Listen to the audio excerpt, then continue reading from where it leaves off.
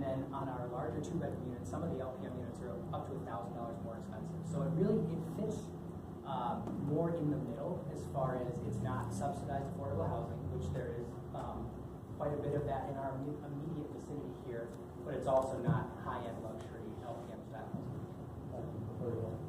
Yes.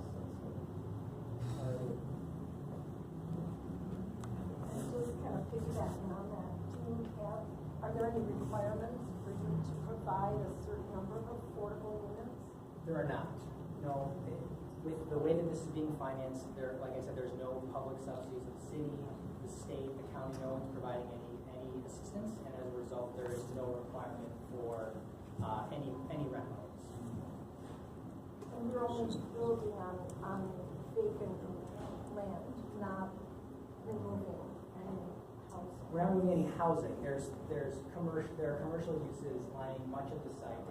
Really, everything within that red dashed box where you see that's not trees or concrete.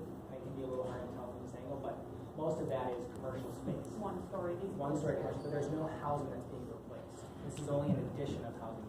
So there is a couple of rental units above Uppercuts Barbershop, because the employees is also live up there, a couple of them, just a couple. So those businesses will be gone, and where do they go?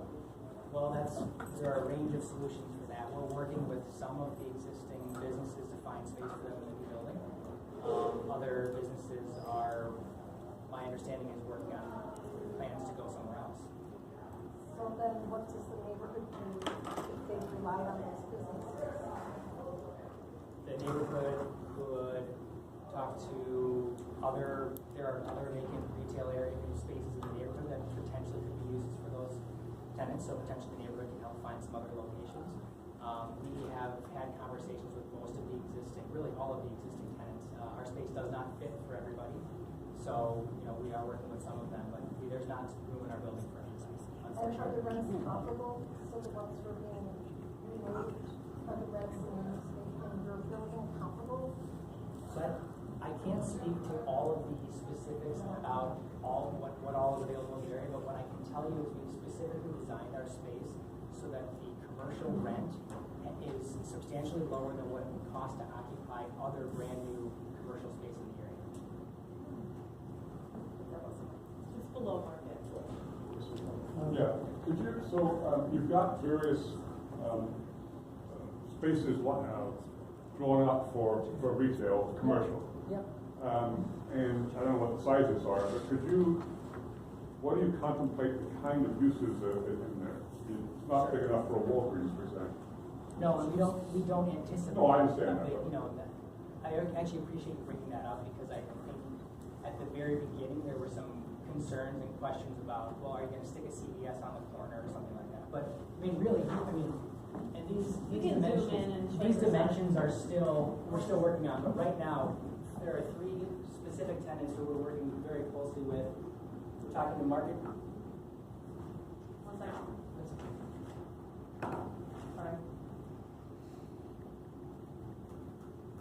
We're talking with Market Barbecue about occupying this general space. We're talking with Uppercuts Barbershop about occupying this general space, and we're talking with Salsa about occupying this general space. And this space on the north we just reworked as part of our committee of the whole feedback. And that space we're still working on identifying who the users might be. But I'm thinking, it says retail on the corner. I think that's probably a decent spot for another restaurant, being Eat Street. So we're still working on that. So just one moment. So you pointed out a potential barbershop space and a potential market barbecue space down there, for example. But those look like fairly similar in size. The barbershop would be so is that a mini market barbecue you're thinking about, or what? Yeah, some of that is Market Barbecue is relocating, at least temporarily. Oh, I understand. Yep. Okay. And some of this is based on conversations we've had with them about how much space they say they would need. That's how much space they say they would need. Okay. So they have an enormous restaurant right now. They don't want anything that big. So there seems to be a lack of commercial space on the 14th side.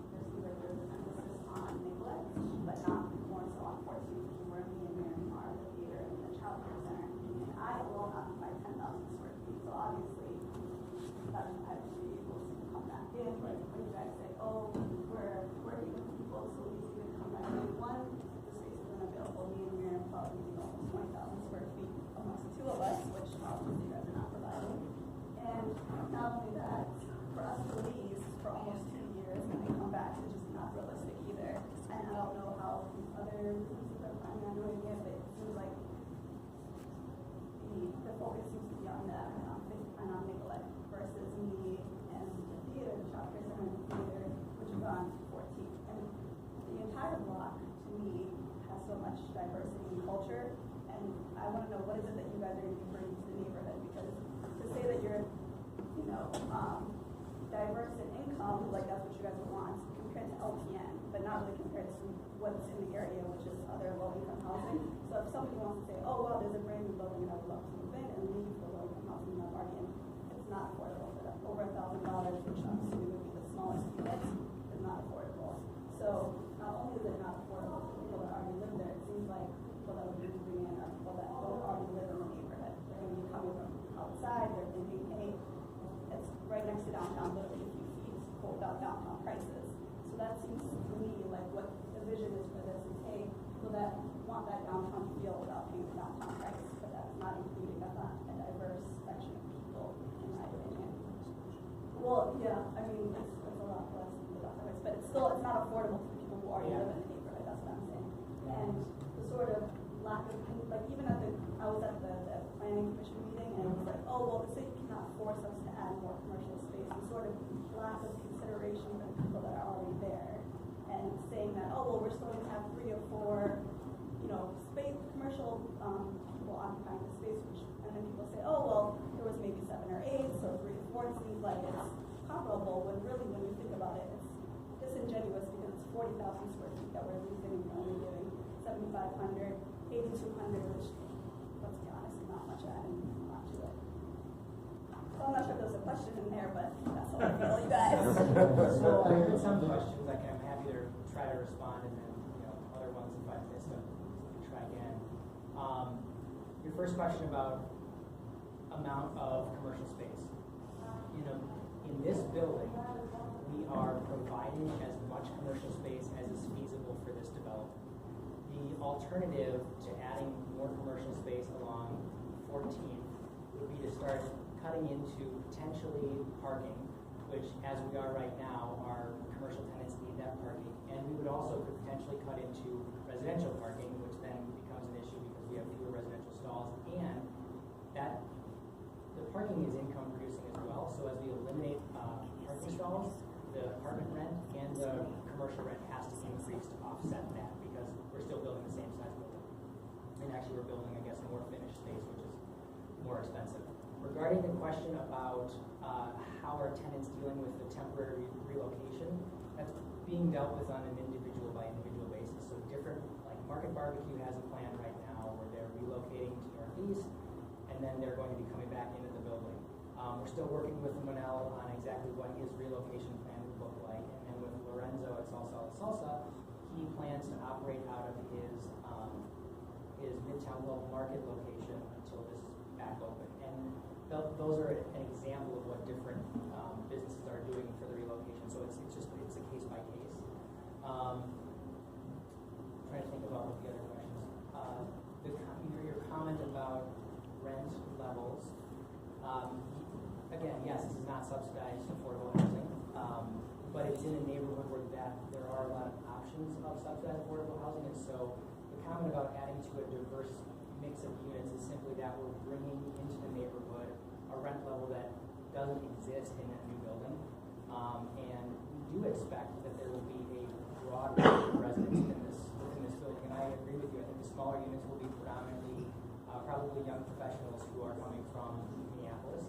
We're very close to the Skyway, and it's an attractive location to live and be close to downtown. So I think we will see a different mix of residents, but again, on this block, there isn't a mix of residents right now. It's commercial spaces, so we're adding housing and theoretically adding a broader range of housing options in the area. Sir, did you have a question? Yeah, thank you. I have just a couple of different notes. I think the most important thing that I want to convey to you is that we are not, we're not against you. You know what I mean? However, the most impacted long-term neighborhood stakeholders are very concerned and would easily turn against you in this whole situation.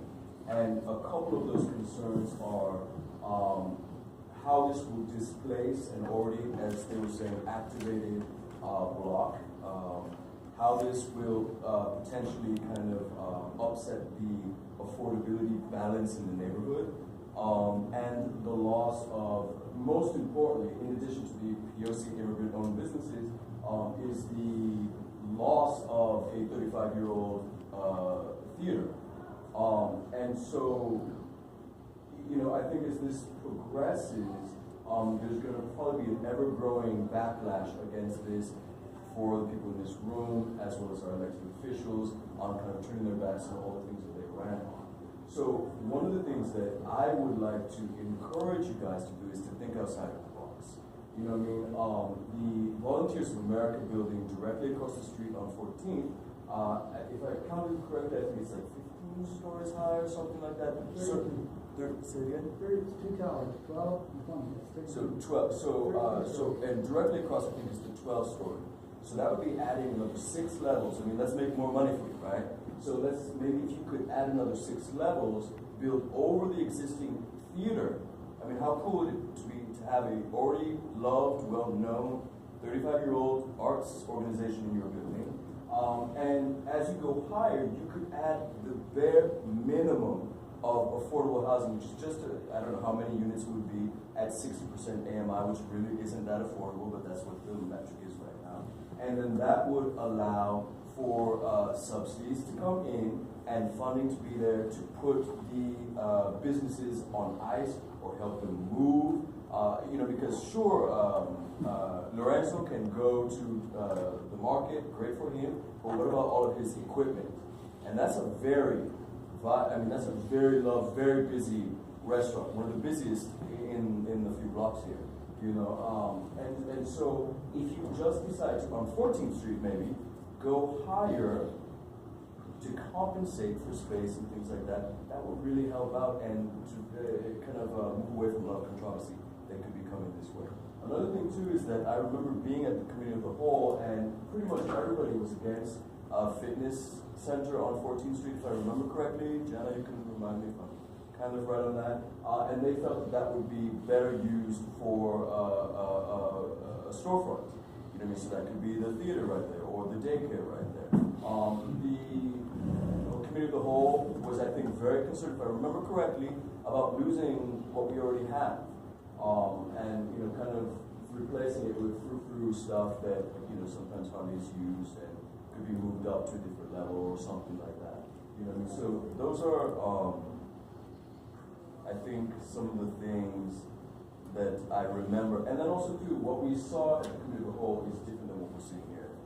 In terms, I think there were no balconies on Nicollet on the one that we saw there. Yeah, they had asked us to relook at that corner. Yeah. Yep, so it's been updated since then. Yep, that was the main image there. Some of this was a comment from committee of the whole that felt that And this that- elevation that- looked more like the front of the building, so we're trying to add a little more interest to this. This is the form, I think, the image itself. And they didn't like the white. They thought that was, And what we're doing here, we started really exploring that. I think that they need a little bit, they were looking for a little more variation in kind of a flat facade. I think what's not clear about this material, it looks very flat, but it's actually a kind of horizontal rib panel, so it will have a little bit more depth to it than this rendering is showing. I think if you come up and see the printouts, I can explain that a bit more, but we are exploring kind of how we can enhance some of these blank facades, and that was a comment from.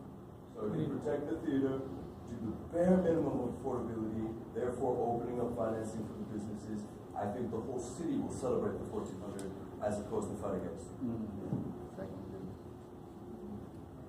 Elizabeth? Oh, yeah, so, I want to second everything that Second has just said. Also, I want to add that, so housing market being what it is, you do not need amenities like fitness centers to attract people. Seconded. Right? So, I mean, Dodger's daycare and Marion's theater are far more important to this community than a fitness center. I mean, these people can go to life and fitness like everybody else. They do not need a fitness center. Secondly, I don't understand why the lobby has to be so big. This is not the Ritz-Carlton. You know, we don't need to be like heated. They can go inside a regular size, you know, entryway like the rest of us. And the commissioner brought that up. Exactly, like that. Housing market being what it is, they do not need to be heated. Like, they, you know, just not off the fucking common market. You see my that can really reconvert those spaces to commercial and not really use anything. And I think too, the commercial parking, I don't remember, I mean, it wasn't a big deal as it is right now, unless we lose the parking farmers across the street eventually, which will probably happen. And for the amount of people that presently come, that's not enough parking anyway. So Yeah, it's the intent is for the actual occupants of the retail space, so, you know, a couple people from each, each company, each retailer can park their own employees there, because that's something we've heard from several businesses, is they'd like to have some spaces for their own employees. That's the purpose of that. I agree with you, it's not enough parking for actual guests. Sorry, I'm actually not calling that question. Can you describe the efforts you've taken to acquire subsidies to create more affordable housing, or other efforts that you've done to try to reduce the cost of the housing? Because I think comparing it to LPM is completely absurd when the building just north of it is like, it's Section 8 there. Yeah, and then I'm just South Kitty Corner to it, and your minimum is $200 more than my rent. I'm a student. We have affordable housing issues already over at MCTC. This is blowing me out of the water. I'm probably going to be moving after you guys actually have a couple years of standing here. And so I don't see you as helping the local area. And I'm wondering if you're making any efforts to maybe counteract that dynamic. Well, so at this point, in my comparison against LPM was just simply I was using another new construction project in the neighborhood. At this point, totally fine. You should know that there's a bitter taste in this community's mouth about that building, and it puts people in a defensive spot using that as the reference of trying to gauge of like what endeavors you guys are bringing here. Whereas looking at the other apartment complexes and how you're comparing there will seem more authentic. okay. Understood. And at this point, as I described before, we have not sought public subsidy, but this is not, has not been the plan for it to be affordable housing. Why? Because when we conceived the project and designed it, we designed it as a market rate housing program because we thought there was demand. The 60% AMI is, I mean, really it's not affordable, and that would be the bare minimum. And if you can go higher, I mean, even if there's got to be a way you can make more money, because that's what it's about. If you go higher, which makes sense for where the neighborhood is going anyway, and do the bare minimum, most of these issues that you're thinking about will dissipate.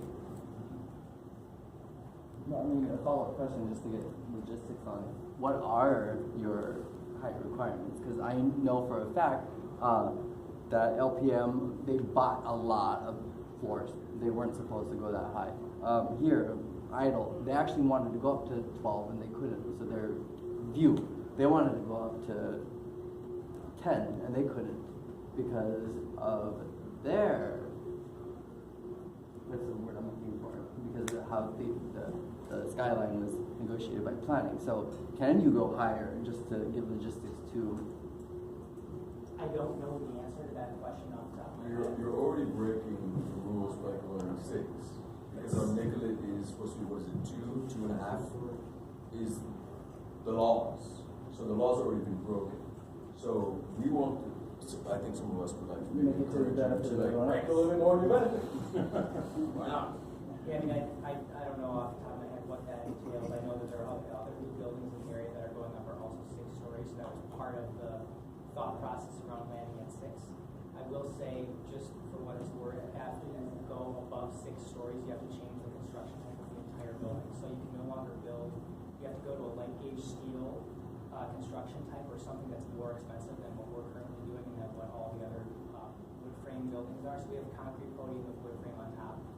And so, and it doesn't just make the 7th story more expensive, it makes the entire building more expensive. And that's one reason you don't see a lot of affordable housing towers built today. The building across the street was constructed at an entirely different time.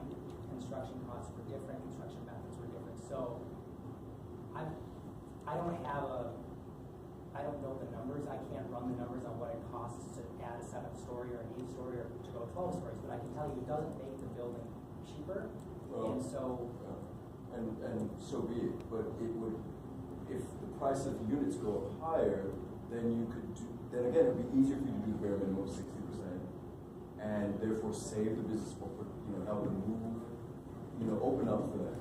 I mean, I understand what you're saying, My but concern is if the price to of the me, it doesn't units matter. continues to go up, then the other units in the building rents are going to have to go up proportionately as well, and the rent for the ground floor commercial spaces will also have to go up. That's just my kind of quick reaction to challenge with going above 6 stories. Kyle, I can't really see the square footage on the fitness center and on the lobby. Can you read that to me? Yeah, Fitness centers, yeah, about it's a little 1,500 square feet. Fitness center is just under 1,500. So the lobby is 3194. Yeah. So comparatively, fitness centers, I've lived in View, and they're not used very much. I mean, real motivated people, they don't bring in their trainers, they usually go to the trainer's site. And if you were to stand there doing prime business hours for working out and just watch into their window, you'll see how much that space is really utilized. The View is a lot smaller, and I mean, they maximize the space they have. But if you were to watch the Brentwood and their little add-on, there are 3 aerobic and 1 tower and then some free dumbbells, and you'll see that's busy and packed. And that actually facilitates 214 Oak Grove, the Haverhill over on the other side of the Greenway, and all 3 of the Brentwood buildings. So you have to understand that a fitness center that's not bigger than this table facilitates all those buildings. So I mean, there's another back to with portion you're looking at.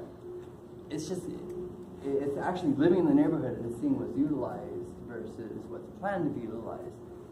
People want to get out, and over at, this is going to sound a little pretentious, but my gym that I was going to, they have summer hours. They close down at 6 because they say go outside and play. During the winter they stay open until 9. But because people do go out and play, you'll see the same people working out there are now here on the lake doing their cardio. So it's just one of those things where you don't have to use it for one specific thing for your residents. I have a question with I know part of this is probably zoning, and I don't know if I can do anything about it, but I guess I look at the buildings and not to be mean to you guys, I'm sure it is with the restrictions, but it's boring. And it reminds me of Uptown, and it reminds me of what the North Loop is. Everything looks the same, and it's boring. And I think about this neighborhood, and I'm like, this is East Street. Go on that street now, and every storefront's a different color. Up and down East Street, it's unique, and it draws your attention. And I think that's something that makes our neighborhood so great and awesome, and to be part of that. And I guess, is there ways they can implement other things, even just making different retail spaces different colors? I mean, because that's what you walk up and down there now, and it looks like that. And I guess I just feel putting in where this is how many, I mean, now there's going to be basically whole block that you're doing, because I'm on LaSalle, and then you have the Nicollet Diner, and then you have the new one going in across the street as well, across 15th Street. Yeah, and it's just, it all looks the same, and it's boring, and to me that's not East Street. And so I feel buildings like this are pulling away from the identity of East Street. We may as well just be Uptown, we may as well just be the North. I guess for me, I find, and I know part of that is zoning and what you kind of can't do, but to me it's this is not what East Street is. So I guess I don't know if you could talk to it all about with zoning. Is there ways to change that? Is there ways to implement difference? Because I just feel it's more, it's anywhere else. Too monochromatic, maybe? Are you talking about color? Yeah, I mean, I think it's color, paint obviously is easy to do. Yeah. But it's just if you look at Nicollet today, it draws your attention, and I feel this is boring. I feel this is just Uptown, it's the same as everywhere else. And I'm just, the orange part is yeah, but I just in all the ground levels is it all pretty monochromatic too, and I don't know, it just, Yeah. to me, it takes away from the character. I mean, you could even do one arched, one square, you know, just kind of change the facades. You know, it doesn't have to be super dramatic, but. Who wants to go to tenant one or We'll change that.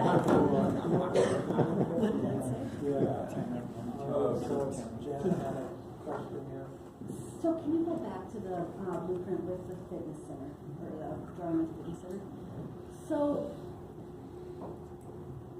where the lobby is, or where the fitness center is there a way to expand that, get rid of some of the at-grade parking, so that there is a space for the theater on either one of those footprints?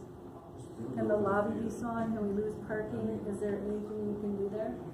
Well, if we lose parking, Fitness center like on the second floor, like we talked about it now? This better doesn't want cars in the city anyway. that would be a possibility. The concern with losing parking is, like I said earlier, that the rents throughout the building would have to increase somewhat to make up for that income.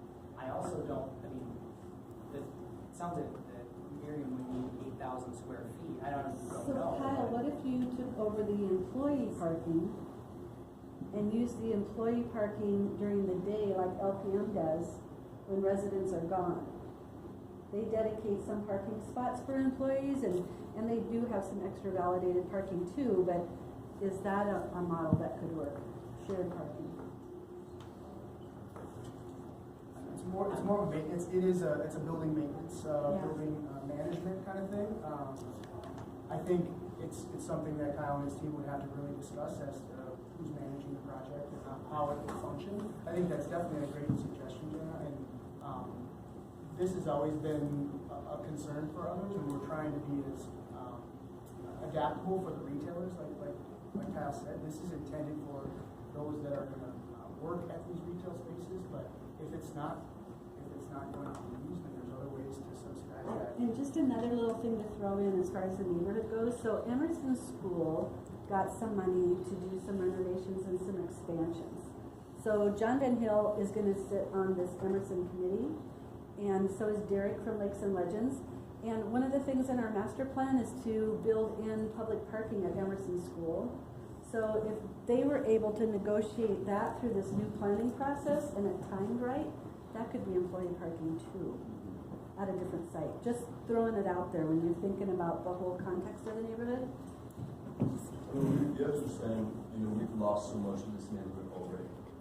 And so the prospect of losing these much loved, very busy restaurants, theaters, daycare, things like that is almost going to be the tipping point. And pretty much, I'm going to be maybe a little bit outlandish here. I don't know if anyone in this room is planning to move to this building. I don't know if we can afford it necessarily. You know what I mean? So I don't know that we really care if it becomes like $200 more expensive for people who don't live here already anyway. I'm just saying. Right. You know what I mean? And also too, the part to go higher, that would just be one portion of this building that would maybe be more expensive to go higher, so that we could protect the theaters, build over it, or that we could get the bare minimum affordability. I mean, these things really are not that hard. I know they're not. I mean, and it would say, look, you guys can do